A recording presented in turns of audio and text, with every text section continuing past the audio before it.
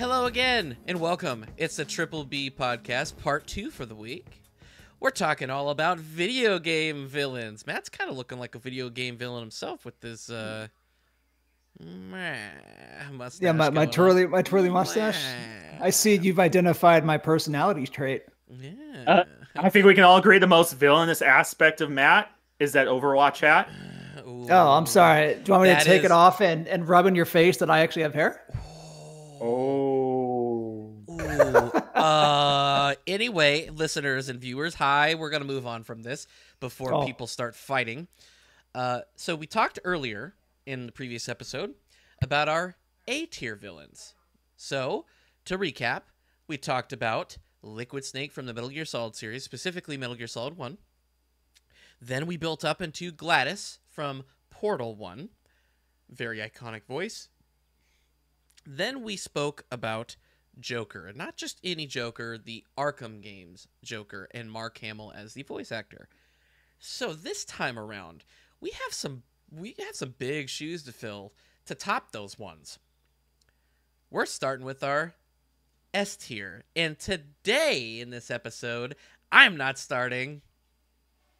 Matt's gonna start today. So Matt, I get to start. Do the I'm honors, excited, Mr. Villain. I'm going to tell you about. I can't say it's my all-time villain. Spoiler alert, Scott, Mike, and I, we talked about it a little bit because we don't know what everyone chose, but there were a few that were like, we have to hit this one. And this one that I'm about to talk to, Scott and I were going back and forth on who gets it because we both love these villains so much. Scott gets to go last with the villain that we universally say is the best. But for me, this is the runner-up, personally. Just because I love the franchise. I love the setting. I love the story. I love the actor that plays this character. I am talking about the Elusive Man from the Mass Effect series. The Elusive Man 1 is freaking voiced by Martin Sheen, our president of the United States. If you haven't seen West Wing, it's a top show. Martin Sheen voices this. And as I was reading into this, like I knew Martin Sheen took the role seriously. I know he did a really great job. As I was diving into a bit more about his work on the role, like I read that he loved the role. He didn't phone it in. He's like, I like this role. I like this character.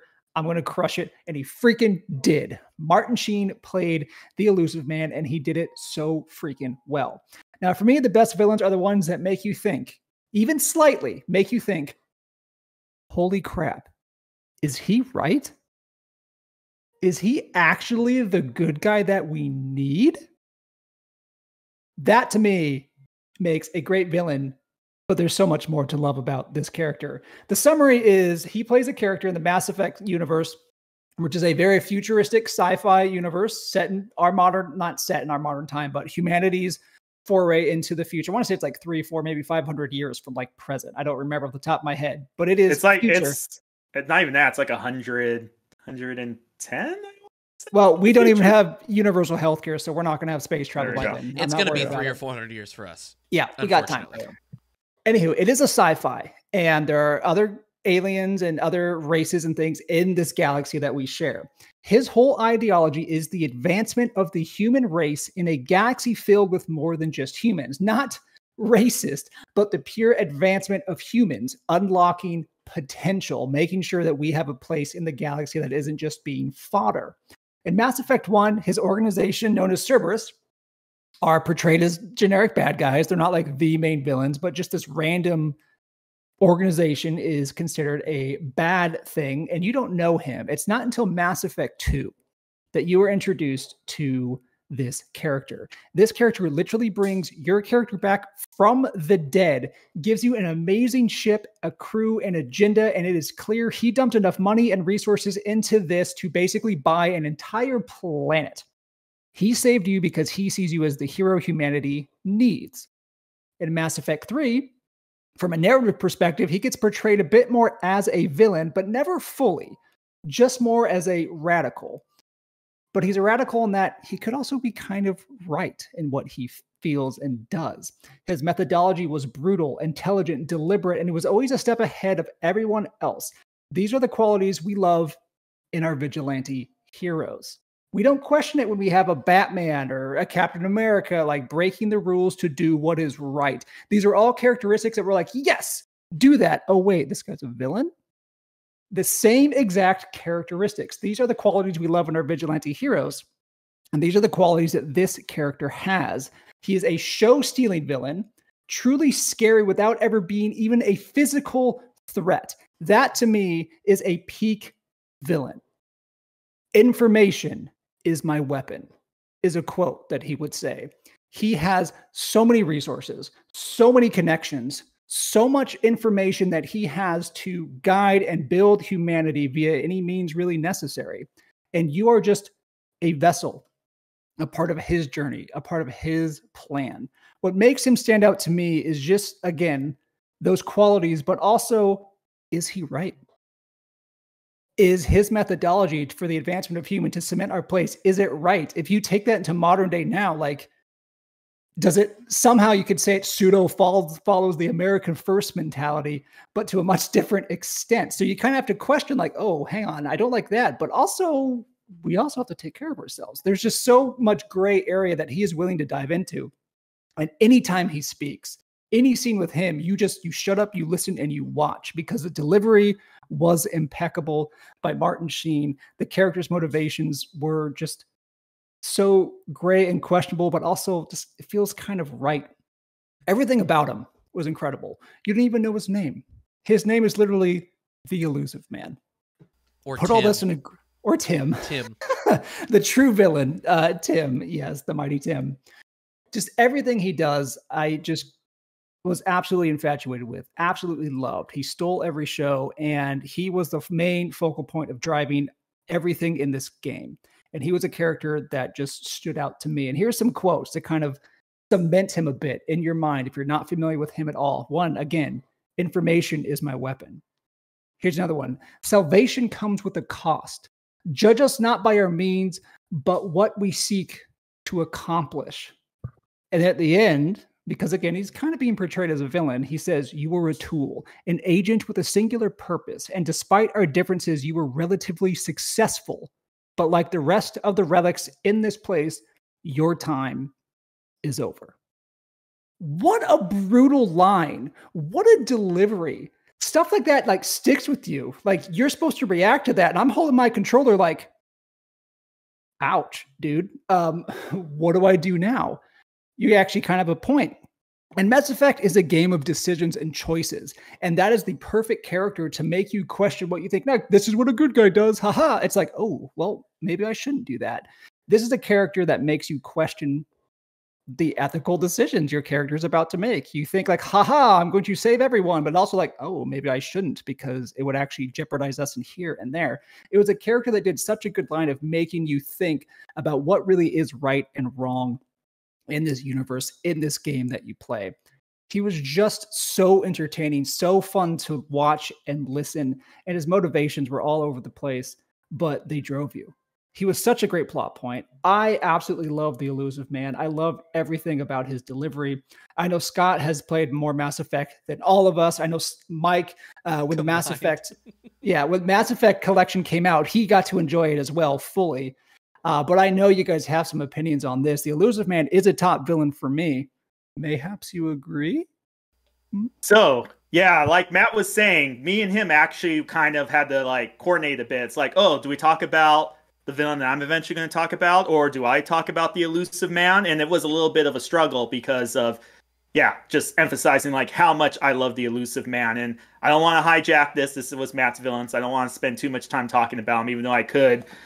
The thing that I find really incredible about the Elusive Man, and Matt kind of touched on it a bit, he kind of didn't mention who the antagonist, main bad guy in Mass Effect was, quote unquote, and that was the Reapers. And I'm not going to talk too much about the Reapers, but basically they are over-P, civilization-destroying mega robots, and they're basically invincible, Mass Effect free. It all kind of leads up to that. And it's not a question of if you can beat the Reapers, it's a question of if you can go and make this super I-win weapon that can kind of go and bypass the Reapers. It's never a question of if you are able to go and defeat them by conventional means. With that said, between the two, I would say the true villain of Mass Effect and the villain who drives the plot, and the one you just walk away from being more in awe of, is not this super race of ancient killer machines. It's one man who has an idea that he advances sometimes by very terrible means.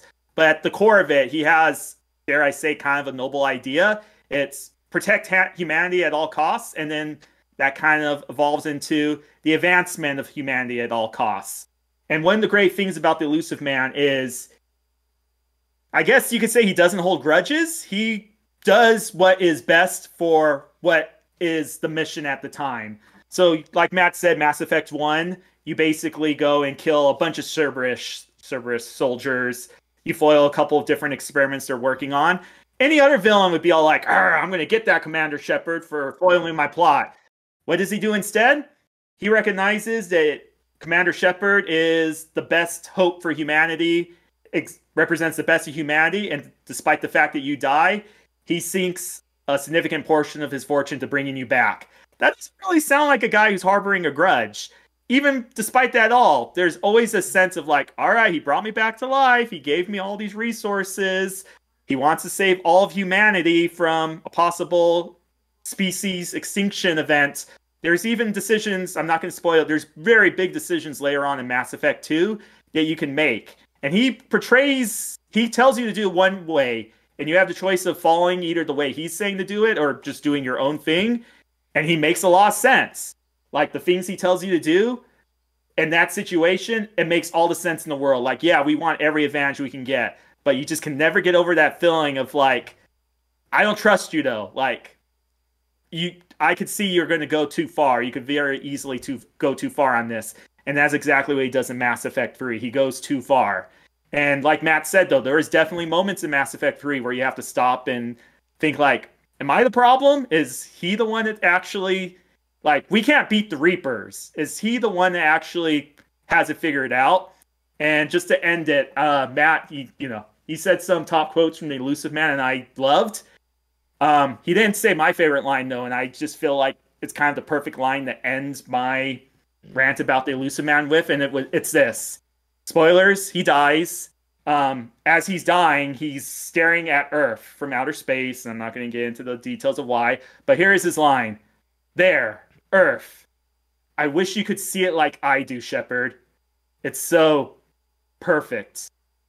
The end. It's a great line that I purposely didn't say. But it is a great line. Didn't need the spoiler, though. You could have just said it. But that line really does succinctly summarize what this character is. I love the Elusive Man. You may Mike, have spoiled it, but yeah. That's still, it's like we tell you, but you play it, and it takes on a whole different experience. So it is technically spoiling, but still, no, play it. Play the games. Play the games. Played it. Play the games. And Bustin' Balls endorsed. Yes, Massive.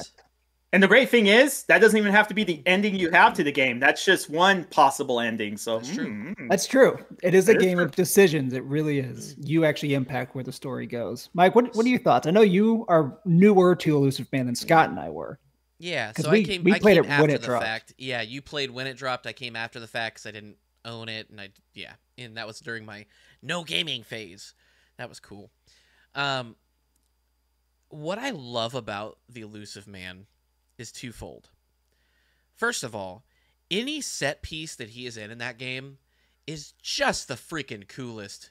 Like, the first time I saw him sitting in that chair, relaxing, he's got his legs crossed, and he's got this awesome color, like, burning into your retinas planet behind him, like this star or like just behind him in this giant glass window, like, just, you can't see anything but that. And then the floor is just metallic, and it's dark, and it just reflects it. It's just, every scene that he's in looks so cool in his eyes. The way they did that game, those games are not games about facial models, okay? They are not the greatest facial models. They just aren't, okay, in animations. But that was the sign, that was the times, okay? I get it. But somehow, some way, they made him look super cool. Looks just like our guy, Martin Sheen. But cooler, somehow. Like, so he looks cool. And what's more menacing as a villain to me, he's always calm. And it was unsettling. And that's why whenever he spoke, it was so hard to make a decision because it wasn't that clear. Like, what game was it? Triangle Strategy. You could see the character and pictures that they put in the game, and you go, well, you're a bad guy, and you're a bad guy, you're a good guy. Like, you could clearly see what they were leading. The elusive man, you never knew. He was elusive. It's just crazy. Good choice, man. I'm glad you pointed out that cold, calculated response in every situation. I'm really glad you pointed that out because like I knew that, but I didn't even think about it as I was putting my notes together. And you said that I actually kind of felt a little chill up my spine. I'm like, yeah, no matter what happened, good or bad, he just maintained his cool.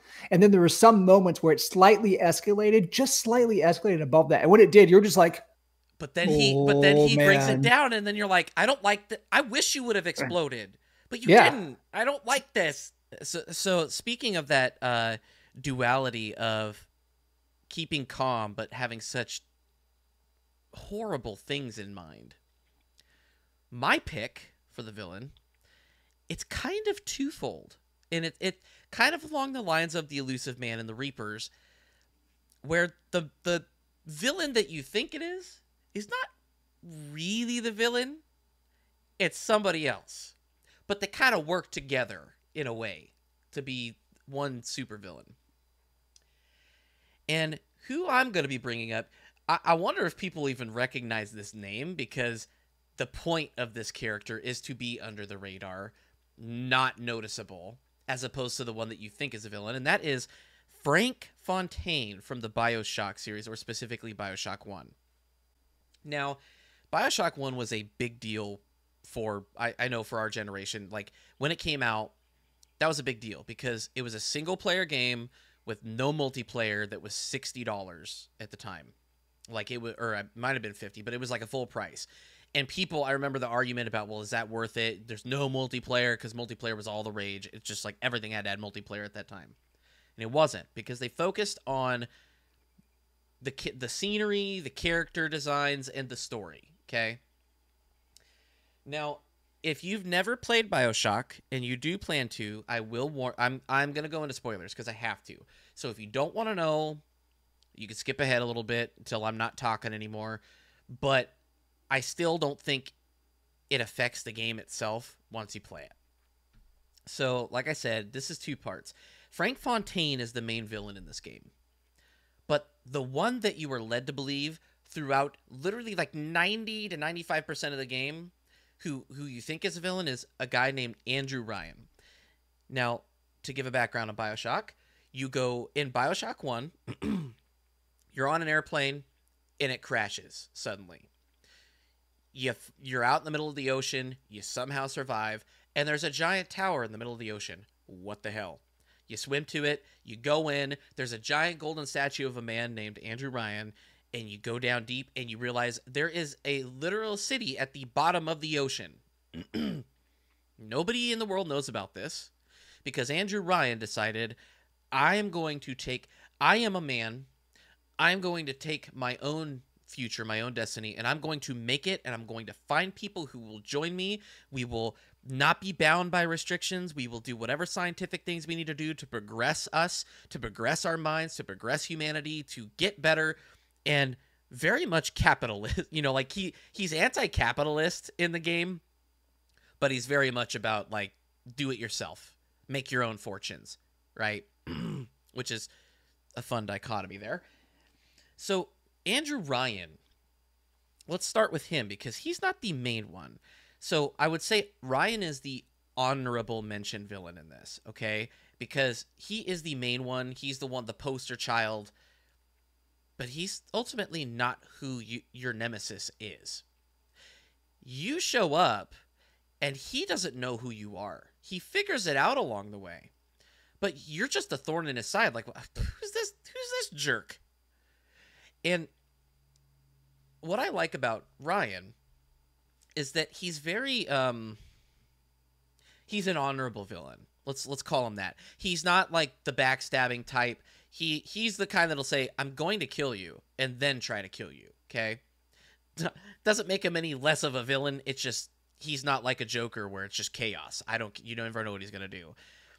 And some of one of the phrases, one of the sayings that he says, and that you see throughout the game, that he says itself, and specifically a scene at the end of the game, which I'm going to hold off on, that is very powerful, is the phrase, "A man chooses, a slave obeys." And he poses that as almost like a question to you, your character, but you're the player, and you like kind of take that in, and when it's very to the point. But when you stop and think about it, you're like, ooh, okay, where are we going with this?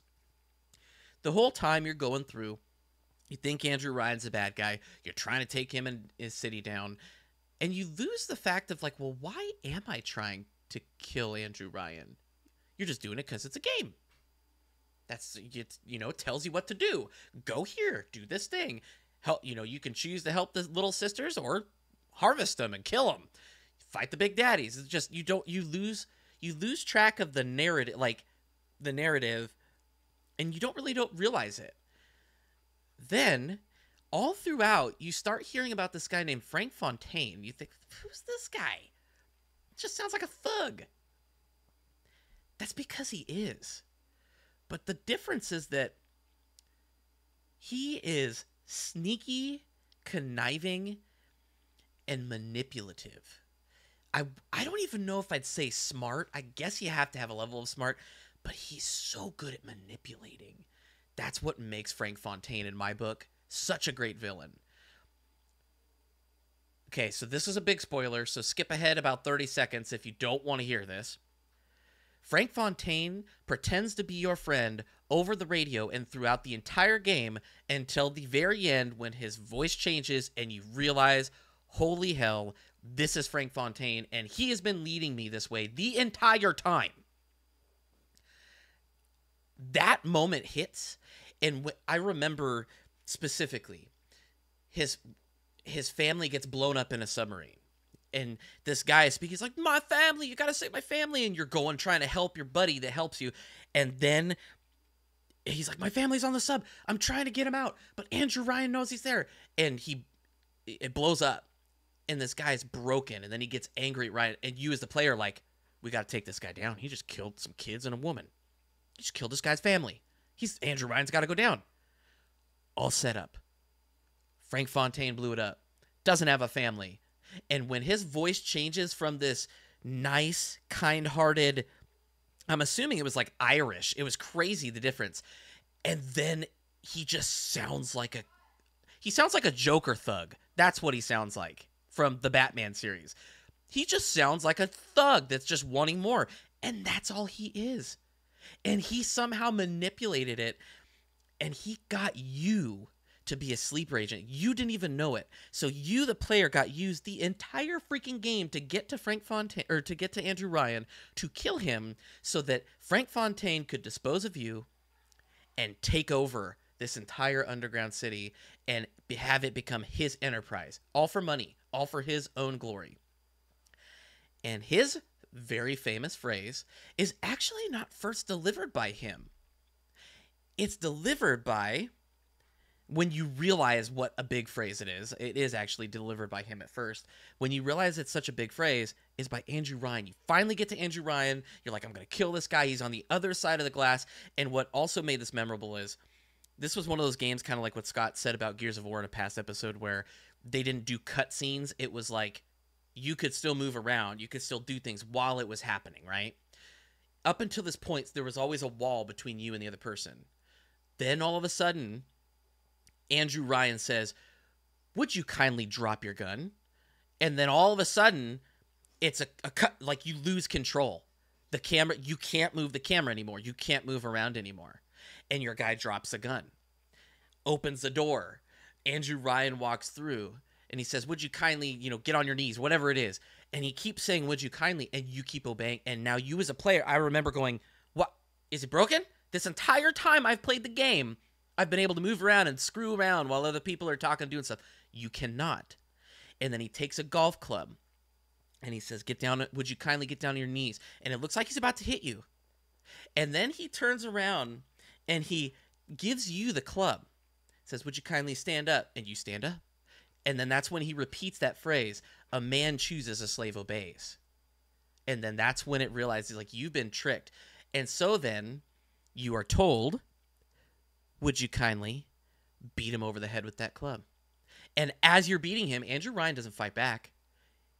He just keeps repeating, a man chooses, a slave obeys. He is choosing his death because he is choosing it. He is not anybody else's dog. He is not anybody else's pet. And it's revealed that Frank Fontaine completely screwed you over mentally, just brainwashed you. And the entire time, from the moment you step out, every time he said, would you kindly, a new mission would pop up. Oh, go do this. Would you kindly step out of the pod? And then it'd say, step out of the pod. So you step out of the pod. That was your objective. Frank Fontaine set it all up from the beginning. Set up your airplane, set up your backstory, set up how to control you, pretended to be your friend the entire time. And he was a common thug. But somehow he did it. That revelation blew my mind. Both of them as villains, but more so Frank Fontaine. So I believe both of you have played this game. What are your thoughts on this one? I will yield it to Scott very quickly, as I played it a little, never beat it, but I did watch Scott beat it at the end. I was actually there for either you or one of our rushing friends. I saw you guys beat it, and just watching it snippet, I was like, what? What? So it definitely got me with that, but I did not play it through the entire game. I just saw snippets of it, but that was a huge, massive reveal. That was just like, what? So Scott, I will yield it to you. So, well, I was at first a little surprised that Mike was going with Fontaine over Andrew Ryan, but, after the explanation he just gave and, him kind of giving me a preview earlier of it, it's like, all right, I can see it.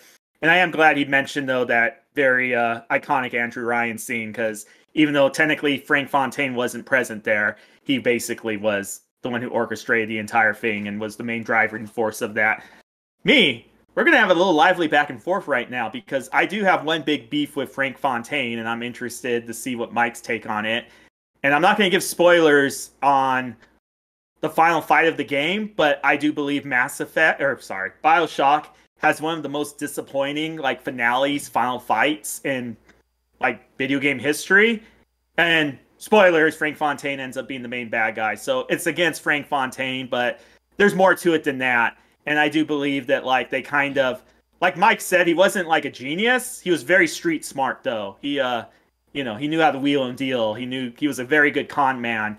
And I believe the way the final fight basically played out is they kind of threw that out the window, and they just kind of went the easy route. It's a basic boss battle. I mean, what's funny is they could have ended that game without a typical boss fight, left it at that scene, and then you just somehow kill Fontaine through distant measures, and I would have been fine with it, right?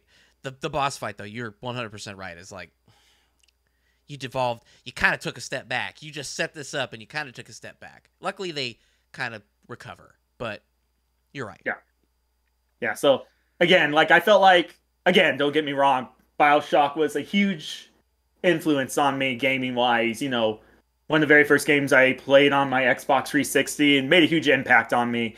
And it's just always going to be kind of a disappointment, though. It's it's just, you couldn't stick the landing. You had to go and goof it up at the end on that. And that's kind of one of the things that always sticks with me on that one. So always kind of a little bit of a bummer with that with Frank Fontaine. But otherwise, yes, great game.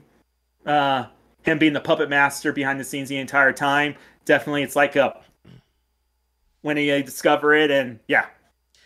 And over the years, so having replayed it again, still holds up well. I actually appreciate that boss battle more because of that reason that I just said, is that he is a thug at the end of the day. And so when you finally when the truth is uncovered, he's so good at manipulating the con man. But con men, when that's the opposite of the elusive man, right? When you uncover them, they don't just brush it off and go, whatever, I wanted you to know that, right? They don't, even if they really didn't, they don't play it off. That's when they lose their cool. And that's why I kind of wanted to touch on both Andrew Ryan and Frank Fontaine. Andrew Ryan was that guy. He was more like the elusive man. but even he was made a puppet because of this thug. So it all depends on how manipulative can you be? How far ahead? What 4D chess are you playing? Basically. And that's what, like, it blows my mind with that character, with Frank Fontaine, is it kind of like Liquid Snake in the last episode. Here's this guy had no special abilities. How did he gather these superhuman people, these elite soldiers, to do his bidding? That's a superpower in itself. Frank Fontaine, common thug, but somehow was able to orchestrate this whole thing and come out. He almost made it. All right. Grand finale time? Grand finale. Let's go. I'll preface it. Oh, yeah, go. I'll preface it for Scott real quick. This is our collective choice. This is our collective choice for the best video game villain. Yes. So this is going to be kind of a co-op effort. So obviously I'll do my spiel, but definitely I want to give these guys some time to talk about him as well, because yeah, they were nice enough, to let me talk about him. But yeah, like they said, we all absolutely love this villain. And I guess I'm not even going to do a lead up in the villain. I'm just going to flat out say it. We did enough build up for it. He is the man known as Handsome Jack. The man behind the mask for Borderlands 2. And honestly, even though he was only the main antagonist for Borderlands 2, he is a man who has cast a very, very long shadow on the series since then, for better or worse. So a little bit of background on Handsome Jack and the Borderlands story in general. Basically, Borderlands takes place on a planet called Pandora. And basically think of, I'm not sure if you know of the origins of Australia, prison colony. They sent the worst of the worst to Australia. Australia, they became a nice place to visit. Not Pandora. Pandora, a planet where all the worst in the galaxy got sent to. And basically the police force of that, the prison guards of that planet, bail on it and leave the inmates to run the asylum. And basically Pandora is a cesspool of depravity and crime. Turns out, though, there happens to be very useful alien technology on that planet that makes it very attractive and useful for certain groups in the galaxy. And kind of a play in our real world, how things are probably going to end up in 10 years from now. The entire galaxy is basically run by, I want to say, 8 corporations that are incredibly powerful, have more power than any human or government for any world. One of these governments is the Hyperion Corporation. And there is a very lowly loser employee working for that Hyperion Corporation. Kind of pulls a little bit of a Frank Fontaine through devious means, blackmail, outright murder and assassination. Ends up becoming CEO of this company, Hyperion. And that is, his real name is John, but he eventually becomes known as Handsome Jack. And basically, Handsome Jack's plan is twofold. He wants to go and find this alien technology on this planet Pandora. He wants to harness it. But that's only a means to an ends. What he actually wants to do is he wants to go and bring order to Pandora. He wants to go and purge it of all the criminal scum, which there is plenty of scum in there, and he wants to go and build a utopia on this planet, bring order to the orderless. And one of the things we kind of talked about is the villain that you stop sometimes and wonder, like, are they right? Like, they have a good point.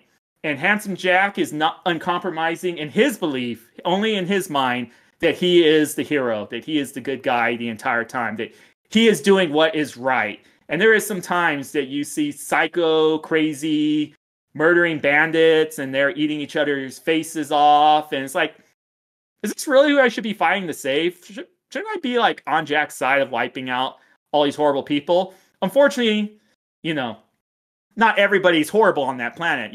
Yeah, they're all criminals, but doesn't mean they're all cannibal murderers. There's some decent people there that he wants to just wipe out indiscriminately. The more you play the game, you go and find out that, like, Jack is a pretty bad dude. Okay, what's our spoiler comfort level on this game? Are we good? Just give it away, man. Let's give it away. If you haven't played any of the Borderlands, or if you haven't played Borderlands 2, I still play it, like always.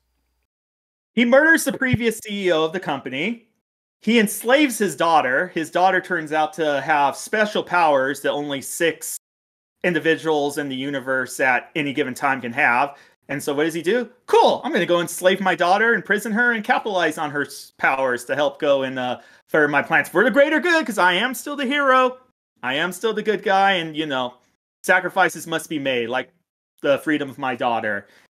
He murders civilians. Like, one of the earliest, like, the game starts off, Borderlands 2, you are a vault hunter, so basically your whole job is you travel the galaxy trying to find this alien technology, and Handsome Jack welcomes you to Pandora. It's like, come to Pandora, help me find this alien technology.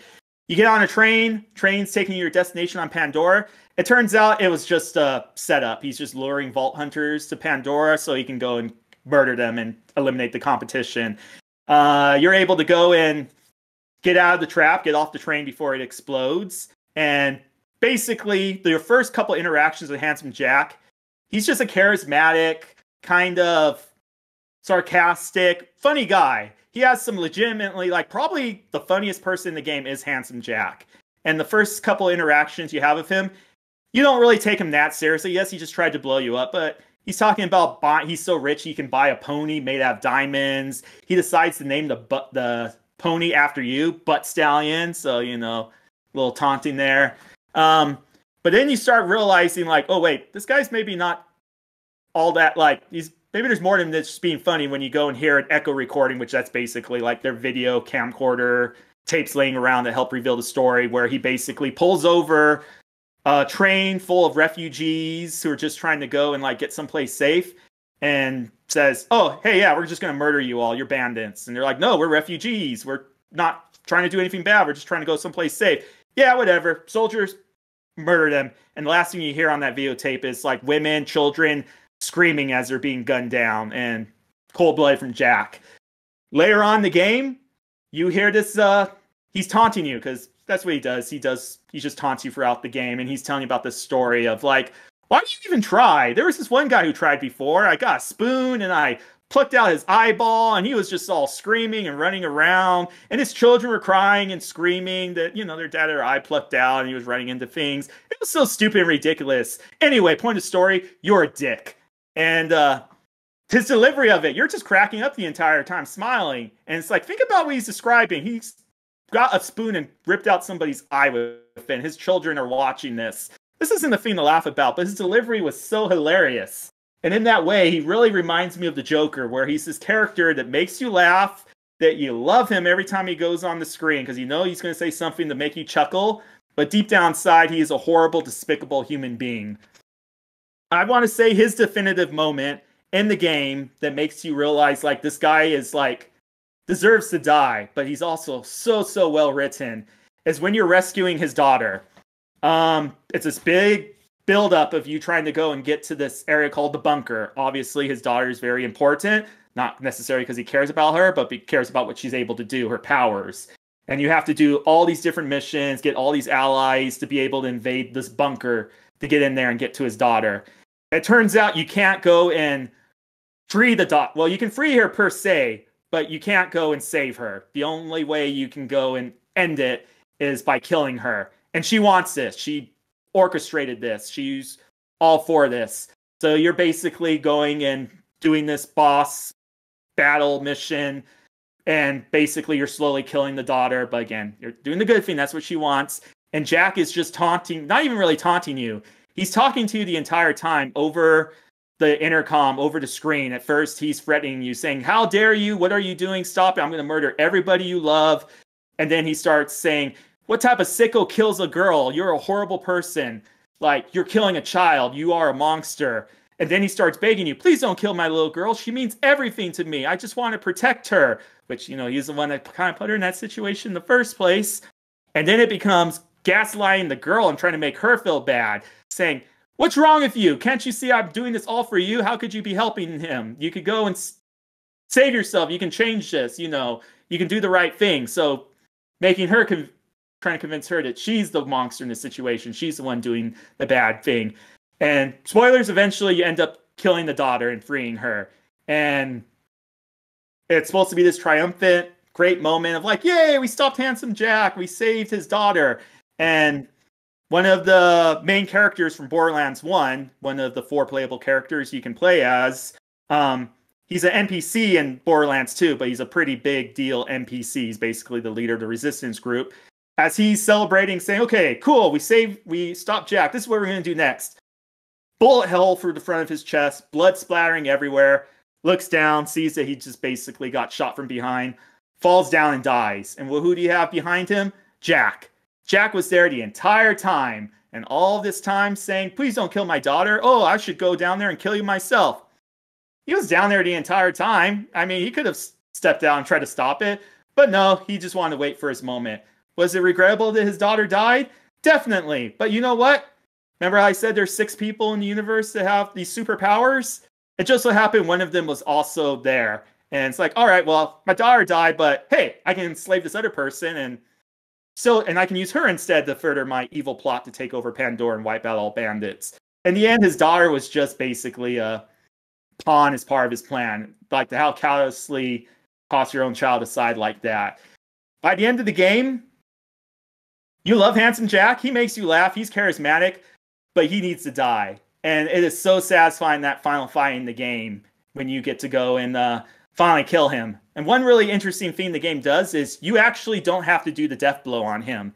If you want to, you can stand back, and as he's bleeding out, dying, he's basically, again, taunting you, saying that you're the problem, he's the solution, you ruined everything, I could go and be the one to save this planet. And if you don't go and pull the trigger, then somebody else there does and kills him off just because they've realized, like, this guy's a horrible person, he needs to die. And if you're not going to do it, then I will.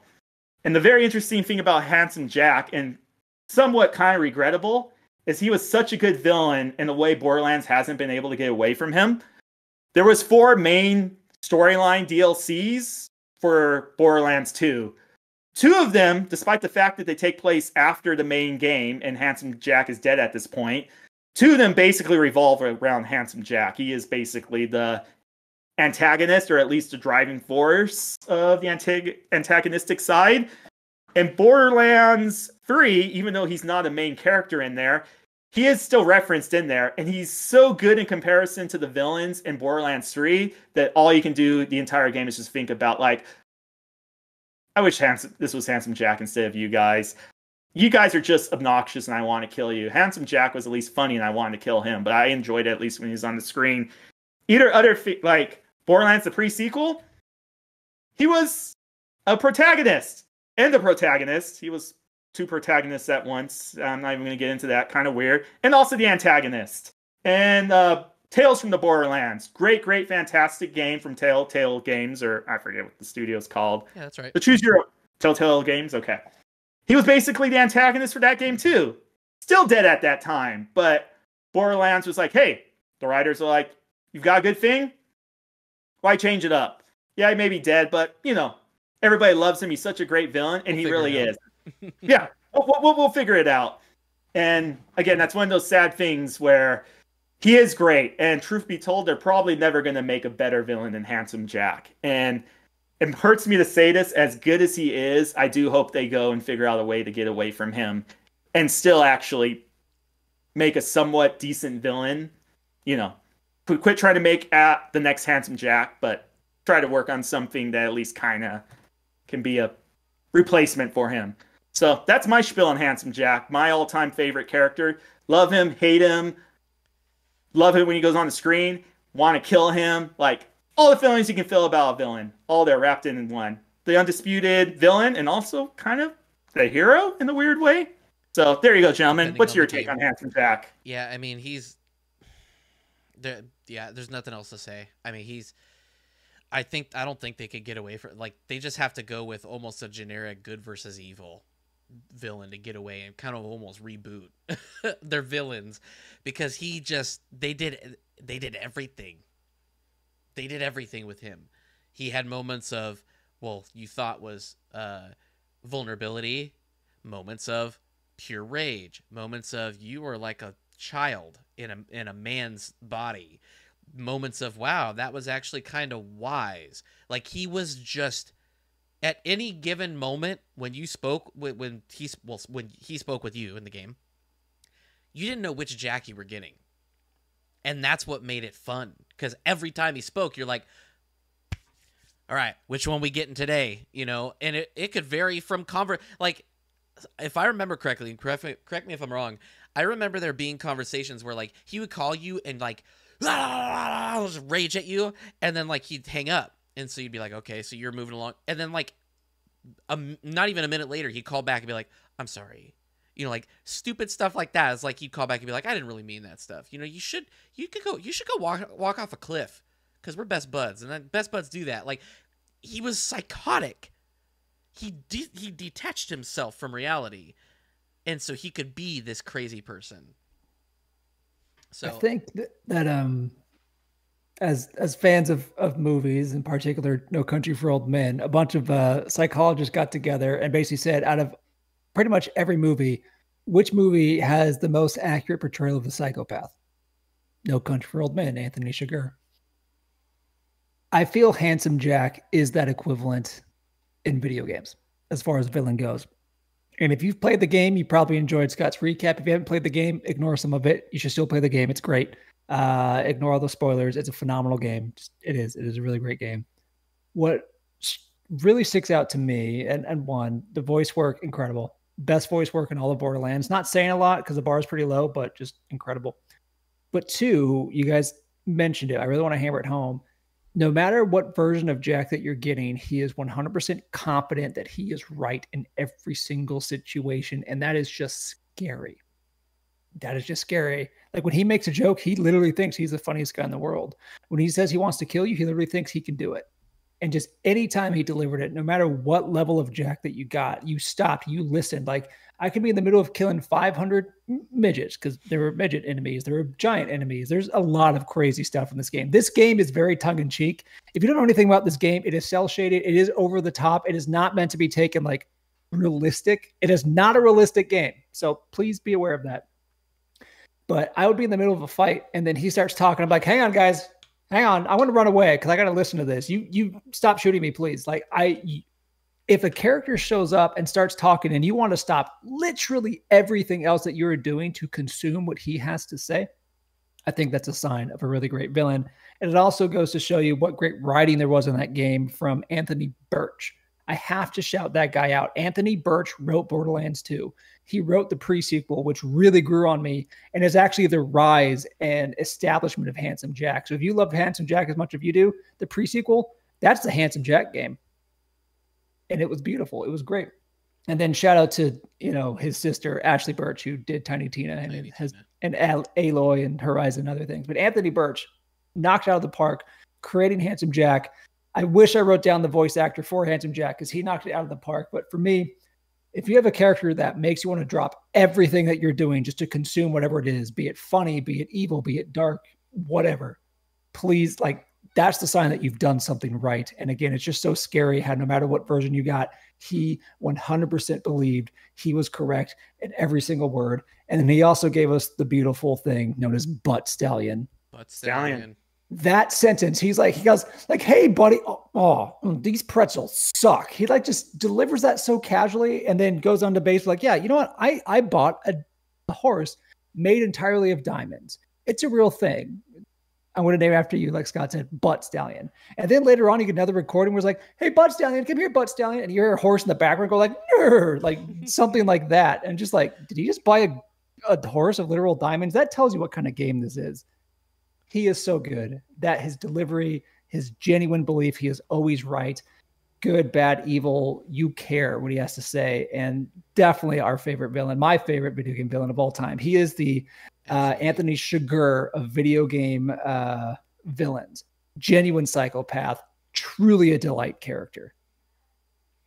Approved. Fully approved. I also like you throwing in No Country for Old Men. I will always shout out anybody who talks about No Country for Old Men. Yes. As you know. That and Children of Men. Anyway, enough of that. We're done talking. We're tired of you. No, we're not. We love you. We do have an ending segment here. So to recap, this round was the S tier.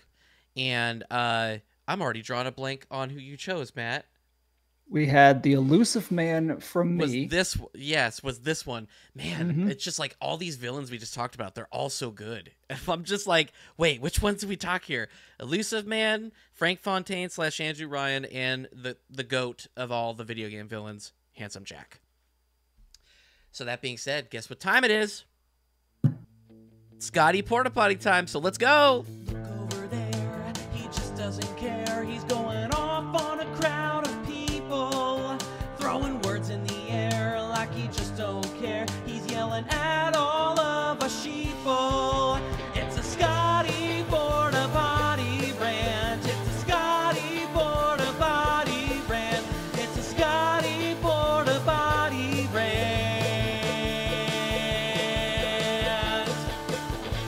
It's rant time. Now listen here, potty maniacs. Truth be told, I had a completely different rant in mind, but I got inspired on this topic of best video game villains of all time. So, you know, there's probably some of you sad fanboys where you're like, bro, you didn't talk about the best villain. I'm going to call you out right now. That's right, because he's not the best villain. He's a terrible villain, and I'm talking about Sephiroth. That's right. If you're out there and you're butthurt that we didn't talk about him, too bad. You have bad taste. Sephiroth sucks. Final Fantasy kind of sucks in general, but that's a whole different topic. You got your guy Sephiroth with his silky smooth hair that he probably spends 2 hours a day working on. His little foofy sword. Like, come on. Like, that's not a sword. That's a toothpick that can go and extend in size. And what's his claim to fame? Stabbing a girl in the back. You know, when she doesn't expect it. Oh, real tough guy, spearing a guy. I have mommy issues. I'm the most powerful being in the world, but I'm still so miserable. Moo moo. Somehow a bunch of dummies out there think I'm the best villain of all time just because I have a overrated theme song that I play when you fight against them. You know what? Play some of these games we're talking about. Play a real game with a real villain, not this Final Fantasy garbage. I'm doing you a favor, kid. Wake up, grow up, get out of your nostalgia, take off those glasses. Thank you. God bless America. It's on. I hope the comments go after you. Mike, make this a TikTok, make it a YouTube short. This will be the TikTok that gets everybody mad. I gotta say though, his theme song does slap. I mean, regardless of if we agree or not, his theme song does slap. But good for him. I mean, still poorly written villain, pretty boy, overrated. Scott, I'm actually on your side here, so you can hate me as well, everyone. That's fine. I think they do a better job in the because I don't think either of you played the remake, whatever they called that one, the retrograde or whatever. They did a better job of him in that. I will say that, but the bar's low, so I guess I can believe that. I kind of agree. Oh boy. Okay, maybe now we get canceled by the gaming group. Anyway. Well, thanks for staying. We're a little bit longer this time, but we had to give time to Handsome Jack. We had to. Appreciate you as always. So next to me here, we got Celiac Matt, Celiac_Matt on Twitch. Check him out Mondays, Tuesdays, and Thursdays. I know your schedule. Ooh, thank you. Ooh, I'll do it for you, baby. So he's on Twitch. Check him out. Scott Stevens eventually, but it's okay because by the time this airs, you would have already found your brand new game that you're going to be streaming every week, so it's cool. SM Stevens streams. We all know what game it is. And I'm Bauer Tendo. Catch me on Twitch, YouTube. You're obviously watching on YouTube. Hey, you should subscribe. The more subscribers, the better. If you've got topics, maybe if you subscribe and get some people to subscribe, maybe you could throw some out there that we go, you know what, that's a pretty darn good idea. Maybe not. You know what? I'm going to do it right now. New subscription tier reward. Get to 200 subscribers. Mike shaves his beard. Ooh, I can't agree to that one. My wife would kill me. He needs it for that only beards. Yeah. 201. Like 201 then. All right. Let's not make it too low. I don't agree to this one. Sorry. You draw the line at beard I could do shaving. the opposite and grow my hair out. Do it. Like Get a mic fro. Mic fro. Yeah. My hair gets curly, so maybe just like don't even do it. Just like poof. All right, well, cool. Well, you should subscribe, and you should tell all your friends because you're super cool, and we appreciate you. Whether you're listening, whether you're watching, you are the best, and we'll catch you later. Bye.